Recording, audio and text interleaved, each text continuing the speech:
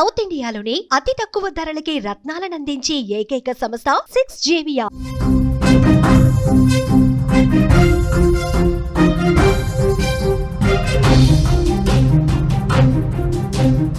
బురఖా వేసుకుని బాత్రూంలోకి దూరిన యువతి యువకుడు సెక్యూరిటీ సిబ్బందికి అనుమానం రావడంతో తనిఖీలు చేశారు.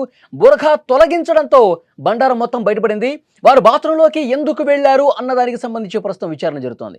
కరీంనగర్లోని ఓ ప్రైవేటు మెడికల్ కాలేజీలో ఈ ఘటన జరిగింది.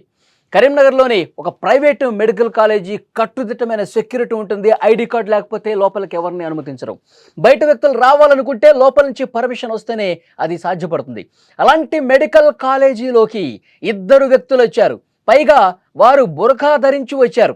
ఆ తర్వాత వారు ఆ ప్రైవేటు మెడికల్ కాలేజీలోని బాత్రూమ్ లోపలికి వెళ్ళారు. ఆ తర్వాతే మొత్తం కథ స్టార్ట్ అయింది. వాళ్ళిద్దరి వ్యవహారాన్ని మొదటి నుంచి సెక్యూరిటీ సిబ్బంది గమనిస్తూనే ఉన్నారు. వాళ్ళ మీద అనుమానం కలిగింది. వీళ్ళు ఎందుకు ఈ బురఖాలు వేసుకుని జంటగా లోపలికి వెళ్తున్నారు? ఒకడేమో కొంచెం అనుమానాస్పదంగా కనిపిస్తోంది, ఒక బురఖా వేసుకున్నటువంటి వ్యక్తి అని చెప్పి మొదటి నుంచే వాళ్ళకు కొంత అనుమానం కలిగింది. మెడికల్ కాలేజీ లోపలికి ప్రవేశించే సమయంలో ఎంట్రన్స్ వద్ద సెక్యూరిటీ సిబ్బంది ఒకళ్ళిద్దరు మాత్రమే ఉన్నారు.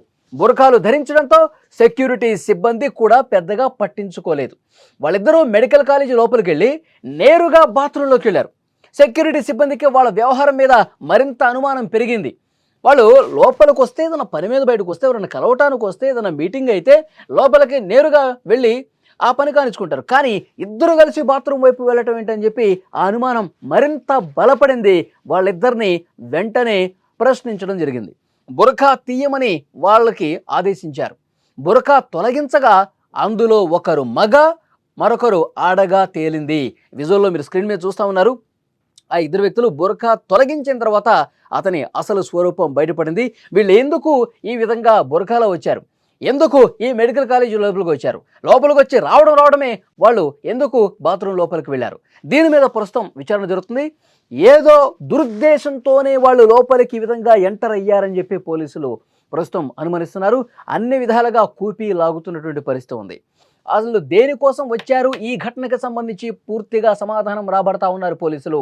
అసాంఘిక కార్యకలాపాలకు పాల్పడేందుకు కోసమే వాళ్ళిద్దరూ బాత్రూంలోకి ఏమైనా వచ్చారా, ఎందుకు వచ్చారని చెప్పి చాలా గట్టిగా ప్రశ్నిస్తున్నారు. కానీ వాళ్ళు ఇంకా ఎలాంటి సమాధానం చెప్పనట్టుగా తెలుస్తుంది.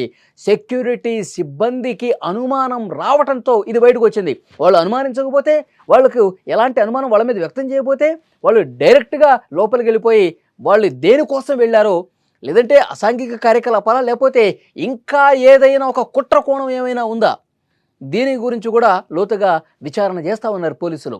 వీళ్ళకి అనుమానం వచ్చింది కాబట్టి పట్టుకున్నారు, కానీ లేదంటే వాళ్ళ పని వాళ్ళు కానించుకుని వచ్చేవాళ్ళు కదా.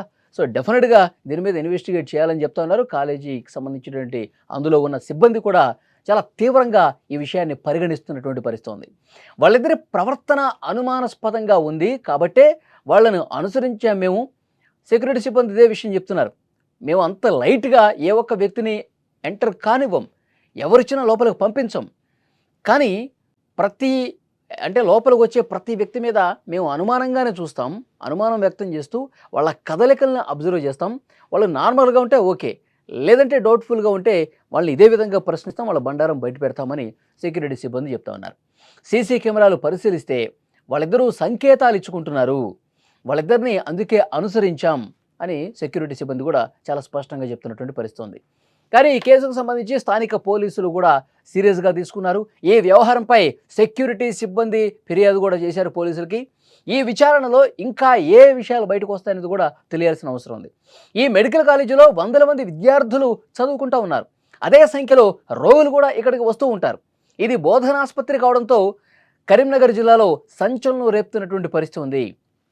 వీళ్ళు ఏ దురుద్దేశంతో వస్తారు, ఎందుకంటే చాలామంది స్టూడెంట్స్ ఉంటారు, చాలామంది అక్కడ రోగులు కూడా ఉన్నారు.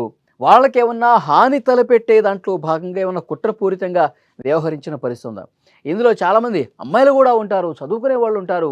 వాళ్ళకి సంబంధించి ఏమైనా బ్యాడ్ యాక్టివిటీస్ నెరిపే దాంట్లో భాగంగా ఈ విధంగా వచ్చారా, లేకపోతే వీళ్ళిద్దరే ఏమైనా అసాంఘిక కార్యక్రమం చేయడానికి ఈ విధంగా లోపలికి వచ్చారా? అన్ని కోణాల్లో కూడా పరిశీలిస్తూ ఉన్నారు, విచారిస్తూ ఉన్నారు. అతన్ని అదుపులోకి ప్రస్తుతం పోలీసుల విచారణలో ఉన్నారు. వీళ్ళిద్దరూ కూడా అరెస్ట్ చేశారు. ఏం జరగబోతోంది, ఇప్పుడు వీళ్ళు ఏం నిజాలు చెప్తారు? మనకు అందిన సమాచారం ఇంతవరకు కూడా వాళ్ళు ఏ విషయం కూడా బయట పడినట్టుగా తెలుస్తుంది. ఈ సాయంత్రం వరకు క్లారిటీ వస్తుంది. వాళ్ళ అసలు భాగవతం మొత్తం కూడా మరికొద్ది సేపట్లోనే బయటపెట్టే అవకాశం ఉంది.